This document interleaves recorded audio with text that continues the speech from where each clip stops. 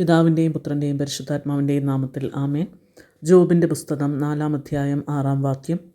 നിന്റെ ദൈവഭക്തി നിനക്ക് ബലം പകരുന്നില്ലേ?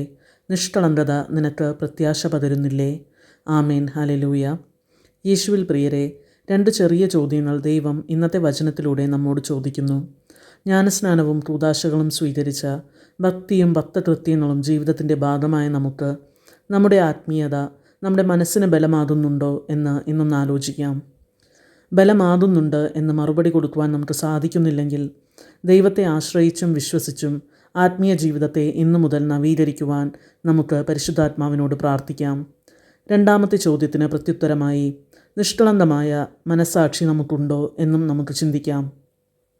നിഷ്കളങ്കത ദൈവത്തിരുമുൻപിൽ നിൽക്കാനുള്ള ബലവും പ്രാർത്ഥനകൾ നിറവേറും എന്ന് വിശ്വസിക്കാനുമുള്ള ഉറപ്പുമാണ്. നമ്മെ കുറ്റപ്പെടുത്താത്ത മനസാക്ഷി കൈവരിച്ച് ദൈവഭക്തിയിൽ ആഴപ്പെട്ട് ആത്മാവിനുറപ്പുള്ള മനുഷ്യരാകുവാൻ ദൈവം നമ്മെ അനുഗ്രഹിക്കട്ടെ. നിത്യം പിതാവിനും പുത്രനും പരിശുദ്ധാത്മാവിനും സ്തുതി. ആദിയിലെ പോലെ ഇപ്പോഴും എപ്പോഴും എന്നേക്കും. ആമേൻ.